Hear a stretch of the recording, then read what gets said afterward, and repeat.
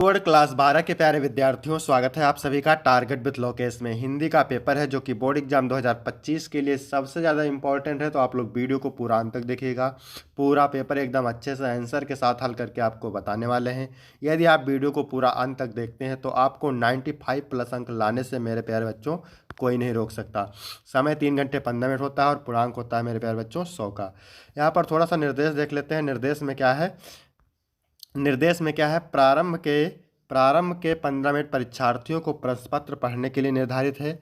इस प्रश्न पत्र में 2 खंड हैं। दोनों खंडों के सभी प्रश्नों के उत्तर देना अनिवार्य है। तो सभी लोग वीडियो को कर देंगे लाइक, चैनल पर नए होंगे चैनल को सब्सक्राइब कर देंगे, वीडियो को शेयर कर देंगे। चलिए वीडियो को शुरू करते हैं। सबसे पहले खंड का, इसमें प्रश्न नंबर 1 का है, निम्न में से महादेवी वर्मा की रचना है? दीप शिखा, धूप के धान, शिला पंख चमकीले, चंद्र प्रभा। तो महादेवी वर्मा की रचना है दीप शिखा, पहला ऑप्शन करेक्ट हो जाएगा। फिर है धूप के धान, तो ये गिरजा कुमार माथुर की रचना है। शिला पंख चमकीले, ये अज्ञेय की रचना है। सच्चिदानंद हीरानंद वासेन अज्ञेय की रचना है। और चंद्र प्रभा उपन्यास है भारतेंद्र हरिश्चंद्र का। इसके बाद 1 का खा नंबर है मेरे प्यारे बच्चों, निम्नलिखित में से कहानीकार और उनके द्वारा लिखित कहानी का गलत युग्म है, यानी गलत युग्म बताना है। तो रानी केत की कहानी इंशाअल्लाह खां की है, बिल्कुल सही है। 11 वर्ष का समय कहानी रामचंद्र शुक्ल की है, बिल्कुल सही। एक टोकरी भर मिट्टी कहानी माधवराव सप्रे की है, ये भी सही है। लेकिन यहाँ पर जिंदगी और जोंक शिव प्रसाद सिंह की नहीं है, जिंदगी और जोंक है अमरकांत की कहानी। ठीक है, तो यहाँ पर चौथा ऑप्शन सही हो जाएगा क्योंकि गलत युग्म पूछा है यहाँ पे। इसके बाद है अगला क्वेश्चन, डॉक्टर वासुदेव शरण अग्रवाल द्वारा लिखित निबंध संग्रह है? कला और संस्कृति, साहित्य का श्रेय और प्रेय, विचार और वितर्क, तुलसीदास चंदन घिसे। तो मेरे प्यारे बच्चों, डॉक्टर वासुदेव शरण अग्रवाल द्वारा लिखित निबंध संग्रह है कला और संस्कृति। साहित्य का श्रेय और प्रेय, ये जैनेन्द्र कुमार की रचना है। विचार और वितर्क हजारी प्रसाद द्विवेदी की रचना है। तुलसीदास चंदन घिसे, ये भी हरिशंकर प्रसाई की रचना है। इसके बाद मेरे प्यारे बच्चों अगला क्वेश्चन है, हर्षचरित का सांस्कृतिक अध्ययन के लेखक हैं? वासुदेव शरण अग्रवाल, हजारी प्रसाद द्विवेदी, हरिशंकर प्रसाई, कन्हैयालाल मिश्र प्रभाकर। तो हर्षचरित का सांस्कृतिक अध्ययन के लेखक है वासुदेव शरण अग्रवाल, पहला ऑप्शन बिल्कुल करेक्ट हो जाएगा। फिर प्रश्न नंबर 1 का अंगा है, लैंग्वेज प्रॉब्लम इन इंडिया का संपादन किसने किया? डॉक्टर हजारी प्रसाद, प्रोफेसर जी सुंदर रेड्डी, जैनेन्द्र कुमार, हरिशंकर प्रसाई। तो लैंग्वेज प्रॉब्लम इन इंडिया का संपादन किया था प्रोफेसर जी सुंदर रेड्डी ने, दूसरा ऑप्शन बिल्कुल करेक्ट हो जाएगा। इसके बाद प्रश्न नंबर 2 का है, भवानी प्रसाद मिश्र ने निम्नलिखित में से किस सप्तक में संकलित हैं? तार सप्तक में, दूसरा सप्तक में, तीसरा सप्तक में, चौथा सप्तक में। तो मेरे प्यारे बच्चों, भवानी प्रसाद मिश्र दूसरे सप्तक में संकलित हैं, दूसरा ऑप्शन करेक्ट हो जाएगा। इसके बाद अगला है, कौन सा काव्य आंदोलन स्थूल के प्रति सूक्ष्म का विद्रोह है? छायावाद, प्रगतिवाद, प्रयोगवाद या समकालीन कविता? तो स्थूल के प्रति सूक्ष्म का विद्रोह, ठीक है, ये प्रवृत्ति है छायावाद युग की। ठीक है, पहला ऑप्शन करेक्ट हो जाएगा। इसके बाद गा नंबर प्रश्न है मेरे प्यारे बच्चों, बीती विभावरी जागरी कविता प्रसाद जी की किस कृति में संकलित है? स्कंदगुप्त, चंद्रगुप्त, लहर, आंसू। तो बीती विभावरी जागरी कविता जयशंकर प्रसाद की लहर कविता में संकलित है। आपका तीसरा ऑप्शन बिल्कुल सही हो जाएगा। चारों रचनाएं जयशंकर प्रसाद की ही हैं। इसके बाद अगला क्वेश्चन है, निम्नलिखित में से किस कवि को ज्ञानपीठ पुरस्कार नहीं मिला है? ठीक है, सुमित्रानंदन पंत को मिला है चिदम्बरा पर ज्ञानपीठ पुरस्कार, रामधारी सिंह दिनकर को उर्वशी रचना पर ज्ञानपीठ पुरस्कार मिला है, और महादेवी वर्मा को यामा रचना पर ज्ञानपीठ पुरस्कार मिला है। गजानन माधव मुक्तिबोध को जो है किस पे मिला है? गजानन माधव मुक्तिबोध को ज्ञानपीठ पुरस्कार नहीं मिला, तो यही आपका बिल्कुल सही हो जाएगा। इसके बाद अगला क्वेश्चन है 2 का अंगा, मिट्टी और फूल रचना है? भवानी प्रसाद मिश्र की, नरेंद्र शर्मा की, मुक्तिबोध की, धर्मवीर भारती की। तो मिट्टी और फूल मेरे प्यारे बच्चों नरेंद्र शर्मा की रचना है, दूसरा ऑप्शन बिल्कुल करेक्ट हो जाएगा। इसके बाद प्रश्न नंबर 3 है मेरे प्यारे बच्चों, क्या कह रहा है, निम्नलिखित गद्यांश पर आधारित प्रश्नों के उत्तर दीजिए। ठीक है, ये 10 अंक का है मेरे प्यारे बच्चों। ठीक है, गद्यांश के नीचे 5 प्रश्न रहते हैं, गद्यांश को पढ़ करके उत्तर देना रहता है। तो किसी भी गद्यांश को हल करने से पहले सबसे पहले गद्यांश को पढ़ते हैं। ठीक है, वीडियो अच्छा लग रहा हो सभी लोग वीडियो को लाइक कर दें, और चैनल पर नए हो चैनल को सब्सक्राइब कर दें, और ज़्यादा से ज़्यादा शेयर करें। ठीक है। साहित्य, कला, नृत्य, गीत, आमोद प्रमोद अनेक रूपों में राष्ट्रीय जन अपने अपने मानसिक भावों को प्रकट करते हैं। आत्मा का जो विश्वव्यापी आनंद भाव है वह इन विविध रूपों में साकार होता है। यद्यपि बाह्य रूप की दृष्टि से संस्कृति के बाहरी लक्षण अनेक दिखाई पड़ते हैं, किंतु आंतरिक आनंद की दृष्टि से उनमें एक सूत्रता है। जो व्यक्ति सहृदय है वह प्रत्येक संस्कृति के आनंद पक्ष को स्वीकार करता है और उससे आनंदित होता है। इस प्रकार की उदार भावना ही विविध जनों से बने हुए राष्ट्र के लिए स्वास्थ्यकर है। तो जहाँ पर मेरे प्यारे बच्चों क्या दिख जाए, राष्ट्र शब्द दिख जाए, जन शब्द दिख जाए, ठीक है, राष्ट्रीय शब्द दिख जाए, पृथ्वी शब्द दिख जाए, भूमि शब्द दिख जाए, तो वहाँ पर समझिएगा कि पाठ का नाम है मेरे प्यारे बच्चों राष्ट्र का स्वरूप। क्या पूछ रहा है, उपयुक्त गद्यांश के पाठ और लेखक का नाम। तो पाठ का नाम है राष्ट्र का स्वरूप और लेखक है वासुदेव शरण अग्रवाल। इसके लिए आपको 2 अंक मिलेगा। फिर है रेखांकित अंश की व्याख्या। तो व्याख्या मेरे प्यारे बच्चों किसकी करना है यहाँ पर देख सकते हैं। साहित्य, कला, नृत्य, गीत, आमोद प्रमोद अनेक रूपों में राष्ट्रीय जन अपने अपने मानसिक भाव को प्रकट करते हैं। आत्मा का जो विश्वव्यापी आनंद भाव है वह इन विविध रूपों में साकार होता है। तो चलिए इसकी व्याख्या देखते हैं कैसे लिखना है आपको। गद्यांश में लेखक ने स्पष्ट किया है कि विभिन्न सांस्कृतिक रूपों जैसे साहित्य, कला, नृत्य और गीत के माध्यम से लोग अपने मानसिक भावों को व्यक्त करते हैं। हालांकि इन रूपों में बाह्य विविधता हो सकती है, लेकिन इनका मूल एक ही है, आत्मा एक आनंद। सहृदय व्यक्ति इस आनंद को समझता है और सभी संस्कृतियों के सुखद पक्ष को स्वीकार करता है। इसके बाद अगला क्वेश्चन है, किन रूपों में राष्ट्रीय जन अपने अपने मानसिक भावों को प्रकट करते हैं। तो राष्ट्रीय जन साहित्य, कला, नृत्य, गीत और आमोद प्रमोद के विभिन्न रूपों में अपने अपने मानसिक भावों को प्रकट करते हैं। ठीक है, ये पैराग्राफ में आंसर लिखा हुआ है। ठीक है, पैराग्राफ को ध्यान से पढ़ेंगे, सारा उत्तर आपको आसानी से मिल जाएगा। फिर सहृदय व्यक्ति किसको स्वीकार करते हुए आनंदित होता है। सहृदय व्यक्ति प्रत्येक संस्कृति के आनंद पक्ष को स्वीकार करते हुए आनंदित होता है। इसके बाद मेरे प्यारे बच्चों अगला क्वेश्चन है, प्रस्तुत पंक्तियों में लेखक ने राष्ट्र के किस स्वरूप पर प्रकाश डाला है। तो लेखक ने राष्ट्र के सांस्कृतिक स्वरूप पर प्रकाश डाला है, जिसमें विविधता के बावजूद एकता और आनंद की भावना को महत्व दिया गया है। फिर यहाँ पर अथवा वाला देखते हैं, क्योंकि अथवा करके 2 पूछता है, आपको 1 करना रहता है मेरे प्यारे बच्चों, तो इसको भी पढ़ते हैं। भारतीय साहित्य में और इसलिए जीवन में भी इस पुष्प का प्रवेश और निर्गम दोनों ही विचित्र नाटकीय व्यापार है। ऐसा तो कोई नहीं कह सकता कि कालिदास के पूर्व भारतवर्ष में इस पुष्प का कोई नाम ही नहीं जानता था, परंतु कालिदास के काव्यों में यह जिस शोभा और सुकुमार का भार लेकर प्रवेश करता है वह पहले कहाँ था। उस प्रवेश में नववधू के गृह प्रवेश की भांति शोभा है, गरिमा है, पवित्रता है और सुकुमारता है। फिर एकाएक मुसलमानी संतलन की प्रतिष्ठा के साथ ही साथ यह मनोहर पुष्प साहित्य के सिंहासन से चुपचाप उतार दिया गया। नाम तो लोग बाद में भी लेते थे, पर उसी प्रकार जिस प्रकार बुद्ध विक्रमादित्य का अशोक को जो सम्मान कालिदास से मिला वह अपूर्व था। यहाँ पर आप मेरे प्यारे बच्चों देख सकते हैं, पहला क्वेश्चन क्या पूछ रहा है, उपर्युक्त गद्यांश के पाठ और लेखक का नाम। पाठ का नाम अशोक के फूल है और लेखक का नाम मेरे प्यारे बच्चों हजारी प्रसाद द्विवेदी। फिर दूसरा क्वेश्चन पूछ रहा है, देखिए अशोक का फूल तो कालिदास शब्द मिलेगा और अशोक शब्द मिलेगा, तो उससे समझिएगा पाठ का नाम अशोक का फूल है। फिर है रेखांकित अंश की व्याख्या। व्याख्या मेरे प्यारे बच्चों किसकी करना है, जो हाईलाइट शब्द है, यानी ठीक है, जिसकी रेखा खींची हुई है। कालिदास के काव्य में जिस शोभा और सुकुमार का भार लेकर प्रवेश करता है वह पहले कहाँ था। उस प्रवेश में नववधू के गृह प्रवेश की भांति शोभा है, गरिमा है, पवित्रता है और सुकुमारता है। तो चलिए देखते हैं इसकी व्याख्या आपको कैसे लिखना है मेरे प्यारे बच्चों। लेखक का कहना है कि संस्कृत साहित्य में महाकवि कालिदास के पूर्व अशोक पुष्प का वर्णन कहीं नहीं मिलता। कालिदास ने ही सर्वप्रथम अशोक पुष्प का वर्णन किया है। जिन जिन स्थलों पर अप्रतिम सौंदर्य को साकार करने का उन्होंने प्रयास किया है वहाँ अशोक के पुष्प का सौंदर्य प्रेरक के रूप में वर्णन किया है। कालिदास के साहित्य में अशोक पुष्प की उपस्थिति नववधू के गृह प्रवेश की भांति शोभायुक्त, गरिमा में, पावन और सुकुमारता से युक्त है। इसके बाद अगला क्वेश्चन है मेरे प्यारे बच्चों, अशोक का पुष्प कालिदास के महाकाव्य में किस भांति शोभा पाता है। तो अशोक का पुष्प कालिदास के महाकाव्य में नववधू के गृह प्रवेश की भांति शोभा पाता है। इसको आपने अभी पढ़ा था। अशोक पुष्प को सम्मान किससे मिला, तो अशोक पुष्प को सम्मान मेरे प्यारे बच्चों कालिदास से मिला। इसके बाद अगला क्वेश्चन है, लेखक ने किस विचित्र नाटकीय व्यापार बताया है। तो लेखक ने भारतीय साहित्य और भारतीय जीवन में अशोक के पुष्प के प्रवेश और निर्गम को विचित्र नाटकीय व्यापार बताया है। इसके बाद मेरे प्यारे बच्चों प्रश्न नंबर 4 है, निम्नलिखित पद्यांश पर आधारित प्रश्नों के उत्तर दीजिए। ये भी 10 अंक का है। पद्यांश के नीचे 5 प्रश्न है, पद्यांश को पढ़ करके उत्तर देना है। तो मार्ग प्रेम को समझे हरिचंद यथारथ होत यथा है। भारतेंद्र हरिश्चंद्र कहते हैं कि प्रेम के मार्ग को भला इस संसार में कौन समझ सकता है जो वास्तविक रूप में होता है। लाभ कछु ना पुकारन में ही बदनाम ही उनकी सारी कथा। प्रेम की सारी कथा बदनाम होने की है, इसके विषय में पुकारने से कुछ भी लाभ होने वाला नहीं है। जानत है जियो मेरो भली विधि और उपाय सब व्यर्था है। मेरा अंतःकरण मेरा मन भली प्रकार से जानता है कि इस बदनामी से बचने के लिए सारे उपाय व्यर्थ हैं। बावरे हैं ब्रज के सिगरे मोई नाहक पूछत कौन बिथा। यानी ब्रज के समस्त लोग बावले हो गए हैं और यह सब कुछ जानते हुए भी अकारण मुझसे मेरी व्यथा का कारण पूछते हैं। तो पहला क्वेश्चन पूछ रहा है उपयुक्त पद्यांश के पाठ और रचयिता का नाम। तो प्रेम माधुरी पाठ का नाम है और कवि का नाम है भारतेंद्र हरिश्चंद्र। ठीक है, इसके बाद खा नंबर है मेरे प्यारे बच्चों रेखांकित अंश की व्याख्या।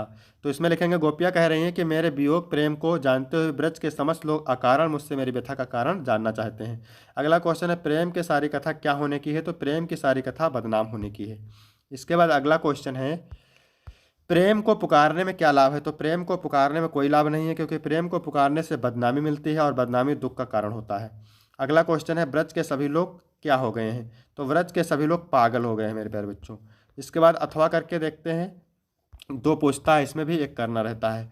आए हो सिखावन को जोग मथुरा ते पे उद्धव ये वियोग के वचन बतराओ ने। गोपियाँ उद्धव से कहती है उद्धव आप मथुरा से हमें योग की शिक्षा देने आए हैं, तो हे उद्धव कृपा करके आप वियोग की बातें मत करिए। कहे रत्नाकर, रत्नाकर कहते हैं फिर गोपियाँ कहती हैं दया कर दर्शन दे। हे उद्धव आपने दया करके मुझे दर्शन दिया है, तो दुख दरबे को तोपे अधिक बढ़ाओ ना। तो तुम दुख को और अत्यधिक मत बढ़ाओ। टूक टूक हुई हैं मन मुकुर हमारो, ऐसा करने से हमारे मन रूपी दर्पण के टुकड़े टुकड़े हो जाएंगे। चूंकि है कठोर नैन वाहन चलाओ ना, भूल से भी कठोर वचन रूपी पत्थर को मत चलाओ। ठीक है, एक मनमोहन तो बस के उजारे मोहे, एक श्री कृष्ण तो बस करके मेरे हृदय में मुझे उजाड़ ही दिया है। ये मैं अनेक मनमोहन बसाओ ना, अब मेरे हृदय में अनेक श्री कृष्ण को मत बसाओ। पहला क्वेश्चन उपयुक्त पद्यांश के पाठ और रचयिता का नाम। तो पाठ का नाम उद्धव प्रसंग और कवि का नाम जगन्नाथ दास रत्नाकर। अगला क्वेश्चन है मेरे प्यारे बच्चों रेखांकित अंश की व्याख्या। तो गोपियाँ लजाती हैं कि हे उद्धव आप वियोग की बातें करके हमारे दुख को और अधिक मत बढ़ाओ, ऐसा करने से हमारा मन रूपी दर्पण के टुकड़े टुकड़े हो जाएंगे, इसलिए भूल से कठोर वचन रूपी पत्थर मत चलाइए। अगला क्वेश्चन पूछ रहा है मेरे प्यारे बच्चों श्री कृष्ण ने मथुरा से किसे संदेश देने के लिए भेजा है। तो श्री कृष्ण ने मथुरा से उद्धव को संदेश देने के लिए भेजा है। इसके बाद अगला क्वेश्चन है गोपियाँ उद्धव से मन रूपी दर्पण के बारे में क्या कहती हैं। तो गोपियाँ उद्धव से मन रूपी दर्पण के बारे में कहती हैं कि हे उद्धव हम गोपियों के मन रूपी दर्पण टुकड़े टुकड़े हो जाएंगे, इसलिए आप कठोर वचन रूपी पत्थर ना चलाइए। बैन पाहर शब्द का अर्थ क्या है। तो बैन पाहन शब्द का अर्थ वचन रूपी पत्थर है। इसके बाद मेरे प्यारे बच्चों 5 का नंबर है निम्नलिखित में से किसी एक लेखक का जीवन परिचय देते हुए उनकी भाषा शैली पर प्रकाश डालिए। 80 शब्द में लिखना है और 5 अंक का है। वासुदेव शरण अग्रवाल, एपीजे अब्दुल कलाम और हजारी प्रसाद द्विवेदी। ठीक है, इसके बाद है खा नंबर निम्नलिखित में से किसी एक कवि का जीवन परिचय देते हुए उनकी कृतियों पर प्रकाश डालिए। 80 शब्द में, ये भी 5 अंक का है। भारतेंद्र हरिश्चंद्र, जयशंकर प्रसाद और महादेवी वर्मा। 6 नंबर है बहादुर कहानी के आधार पर बहादुर का चरित्रण कीजिए। 80 शब्द में और 5 अंक का है। ठीक है, तो इसमें भी अथवा करके 2 पूछता है, एक करना रहता है आपको। पंचलाइट अथवा खून का रिश्ता कहानी के उद्देश्य पर प्रकाश डालिए। अधिकतम 80 शब्द में लिखना है, ये भी 5 अंक का है। 7 नंबर है स्वपठित खंडकाव्य के आधार पर किसी एक खंडकाव्य के एक प्रश्न का उत्तर लिखिए। 80 शब्द में है और 5 अंक का है। ठीक है, अलग अलग जिलों के लिए अलग अलग खंडकाव्य है मेरे प्यारे बच्चों। इसके बाद है खंड खा। तो इसको देखते हैं। 8 का नंबर है निम्नलिखित संस्कृत गद्यांशों में से किसी एक का संदर्भ सहित हिंदी में अनुवाद कीजिए। 7 अंक का है। ठीक है, 5 अंक अनुवाद के लिए और 2 अंक संदर्भ के लिए। चलिए देखते हैं इसका अनुवाद। अथेका शकुनी, इसके बाद पक्षियों ने सर्वेसामान्य सभी के मध्य आशय ग्रहणार्थ माने आशय जानने के लिए त्रिकित्वा असरावत 3 बार सुनाया। ततः एक काका उत्थाय, तब एक कौवा उठ करके बोला तिष्ठ तावत जरा ठहरो। अस एतस्मिन राज अभिषेक काले यो रूपम मुख्य, यानी इस राज्याभिषेक के समय इसका मुख इस प्रकार है। तो क्रुद्धश्चाह कीदृशम भविष्य, तो क्रोध के समय कैसा होगा। अनेन ही क्रुद्धेन अवलोकिता, इसके क्रोध होकर देखने से। वयम तप्त कटाए, हम सभी गर्म कढ़ाई में प्रक्षिप्त स्थिला मैंने डाले गए तिल के समान। यू तत्र तत्रैव घनच्छामा, जहाँ के तहाँ जल जाएंगे। इधर सो राजा मह्यम न रोचते इत्याह, ऐसा राजा मुझे अच्छा नहीं लगता, ऐसा कहा। संदर्भ लिखेंगे प्रस्तुत गद्यांश हमारी पाठ्यपुस्तक संस्कृत के जातक कथा पाठ के उल्लूक जातकम खंड से अवतरित है। इसके बाद अथवा वाला देखते हैं। ठीक है, क्योंकि 2 पूछता है, आपको एक करना रहता है। तो सप्त 10 वर्षाण यावत अमृत प्राप्य उपायम चिंतेत मूल संक्रम ग्रामाद ग्रामा नगरम नगरम वनाद वनम पर्वतान पर्वतम भरमत परम ना विंद अतिरम तृप्तिम अनेकेभ्यो विदुद्भ्यः व्याकरणः वेदांत आदि शास्त्राणि योग विद्या च आशिक्षित। नर्मदा तटे च पूर्णनंद सरस्वती नाम्ना सन्यासिनः सकाशात् सन्यासं गृहीतवान्। दयानंद सरस्वती इति नाम च अंगीकृतवान्। तो यहाँ पर संदर्भ लिखेंगे। प्रस्तुत गद्यांश हमारी पाठ्यपुस्तक संस्कृत के महर्षि दयानंद नामक पाठ से अवतरित है। यहाँ पर आप अनुवाद देख सकते हैं। ठीक है। मूल शंकर 17 वर्ष तक अमरता प्राप्त के उपाय पर विचार करते हुए गांव गांव शहर शहर वन वन पर्वत पर्वत घूमते रहे, किंतु अधिक संतुष्टि नहीं पा सके। अनेक विद्वानों से व्याकरण वेदांत आदि शास्त्र तथा योग विद्या सीखी। इन्होंने नर्मदा नदी के तट पर पूर्णानंद सरस्वती नाम के सन्यासी संन्यास ग्रहण कर दयानंद सरस्वती नाम अंगीकार किया। इसके बाद है खा नंबर। क्या कह रहा है देखिए। निम्नलिखित संस्कृत पद्यांशों में से किसी एक का संदर्भ से हिंदी में अनुवाद कीजिए। ये भी 7 अंक का है, 5 अंक का अनुवाद, 2 अंक का संदर्भ। तो सोने घना नाम पलवगः प्रबुद्धा बिहाय निद्रा चिन्ह सनरुद्राम। ठीक है। अनेक रूप आकृत वर्णनादा नवा अम्बुधारा बिहता। तो यहाँ से देखेंगे अनेक रूप आकृत वर्णनादा, अनेक रूप आकृत वर्ण और स्वर वाले। ठीक है। सोने घना नाम पलवगा, पलवगा माने मेढकों की, सोने घना नाम माने गर्जना से। ठीक है। मेघों की गर्जना से, घना नाम माने मेघों की, सोने माने गर्जना से, यानी अनेक रूप आकृत वर्ण और स्वर वाले मेघों की गर्जना से। ठीक है। चिर सन रुद्राम माने बहुत समय तक रुकी हुई, निद्रा माने नींद को। ठीक है। विहाय माने त्याग कर, प्रबुद्धा माने जागे हुए मेढक, जागे हुए, पलवगा माने मेढक। नवा अम्बुधारा भीता माने नई जल की धारा से चोट खाकर, नंदनती माने बोल रहे हैं अर्थात शब्द कर रहे हैं। ठीक है। संदर्भ लिखेंगे। प्रस्तुत श्लोक हमारी पाठ्यपुस्तक संस्कृत के ऋतुवर्णम नामक पाठ के वर्षा खंड से अवतरित है। फिर यहाँ पर अथवा वाला देखेंगे। ठीक है। ना चोरिहार ना राजहार ना भरत भाज्यम ना चा भारकर व्यय कीर्ते वर्धते एवं नित्यम विद्याधनम सर्वधनम प्रधानम। तो विद्या रूपी धन सभी धनों में प्रधान है। ना चोर चुरा सकता है, ना राजा छीन सकता है, और ना भरत भाज्यम और ना भाई भाट सकता है, ना चा भार कर और ना ही बोझा बनता है। व्यय कीर्ते वर्धते एवं नित्यम, यानी जितना हम व्यय करते हैं नित्य उतना ही बढ़ता रहता है। संदर्भ लिखेंगे। प्रस्तुत श्लोक हमारी पाठ्यपुस्तक संस्कृत के सुभाषित रत्नान नामक पाठ से अवतरित है। ठीक है। इसके बाद 9 नंबर प्रश्न में प्यारे बच्चों, निम्नलिखित में से किन्हीं 2 प्रश्नों के उत्तर दीजिए। ठीक है। 2 प्रश्नों का उत्तर देना है, 2-2 अंक के 4 अंक मिलेंगे। मूर्खा नाम काला कथम गच्छत। तो मूर्खा नाम काला व्यसनेन निद्रया कलहेन वा गच्छत। दयानंद भगिनी कथम पंचत्वम गता। दयानंद भगिनी विसूचकया पंचत्वम गता। इसके बाद अगला क्वेश्चन है, चीन भारतीयों मैत्री कदा संभूता। चीन भारतीय मैत्री श्री जवाहरलाल नेहरू महोदय से प्रधानमंत्री काले संभूता। अगला क्वेश्चन है, संस्कृत साहित्य अनुशीलनेन के गुणा सज्जायन्ते। संस्कृत साहित्य अनुशीलनेन दया दानम शौचम औदार्यम इत्यादि गुणा सज्जायन्ते। इसके बाद मेरे प्यारे बच्चों 10 का खा और गा है रस अलंकार छंद से। तो रस से 2 नंबर पूछा जाएगा, छंद से और अलंकार से। रस अलंकार छंद से 2-2 अंक का पूछा जाएगा, 6 अंक आपको मिल जाएंगे। इसके बाद 11 नंबर प्रश्न है, निम्नलिखित में से किसी एक विषय पर निबंध लिखिए। 9 नंबर का होता है। भविष्य निर्माण में विद्यार्थी जीवन का महत्व, दहेज प्रथा एक अभिशाप, गोस्वामी तुलसीदास की प्रासंगिकता, देशाटन से लाभ, ग्राम्य विकास में मनरेगा की भूमिका। इसके बाद 12 का पहला है, चयनम का संधिविच्छेद। चयनम का संधिविच्छेद होता है चे प्लस अनम। सा ऑप्शन बिल्कुल करेक्ट हो जाएगा। इसके बाद है निश्चला का संधिविच्छेद। निश्चला का संधिविच्छेद होता है निस प्लस छला। ठीक है। क्या होता है? निस प्लस छला। इसके बाद अगला क्वेश्चन है, अंतर्राष्ट्रीय का संधिविच्छेद। तो अंतः प्लस राष्ट्रीय क्या होता है? अंतः प्लस राष्ट्रीय। इसके बाद अगला क्वेश्चन पूछ रहा है, निर्विघ्नम में समास है, द्वंद्व है, बहुव्रीहि है, अव्ययीभाव है, कर्मधारा है। तो निर्विघ्नम में है अव्ययीभाव समास। ठीक है। कौन सा समास है? अव्ययीभाव समास है। इसके बाद है दशानन में समास है। तो दशानन में बहुव्रीहि समास है। ठीक है। आ ऑप्शन करेक्ट हो जाएगा। इसके बाद 13 नंबर प्रश्न है, अपने क्षेत्र के पार्क को विकसित कराने के लिए नगर निगम के मुख्य उद्यान निरीक्षक को एक पत्र लिखिए। 8 अंक का है। फिर अथवा करके दिया है, विद्यालय की वाद विवाद प्रतियोगिता में प्रथम स्थान प्राप्त करने पर अपने छोटे भाई को बधाई देते हुए एक पत्र लिखिए। फिर यहाँ पर देखिए 14 का नंबर है। क्या कह रहा है, निम्नलिखित में से किसी एक शब्द के धातु एवं प्रत्यय का योग स्पष्ट कीजिए। जिससे लिखा हुआ है गुरुत्व। तो गुरुत्व में गुरु शब्द है मेरे प्यारे बच्चों, गुरु प्लस, यहाँ पर देखिए गुरु प्लस है, गुरु प्लस तो। ठीक है। तो प्रत्यय है। कृत्वा में क्री धातु है, क्री धातु है प्लस अक्त प्रत्यय है। ठीक है। और दृष्टव्य में दृश्य धातु है और प्लस तव्यत प्रत्यय है। इसके बाद में अगला क्वेश्चन है, निम्नलिखित में से किसी एक शब्द में प्रत्यय लिखिए। तो सरवणीय में प्रत्यय कौन सा है? अनियर प्रत्यय लगा हुआ है। सरवणीय में अनियर प्रत्यय है। बंधुत्वम में कव्यत प्रत्यय लगा हुआ है, ठीक है। और बलवान में मतुप प्रत्यय लगा हुआ है।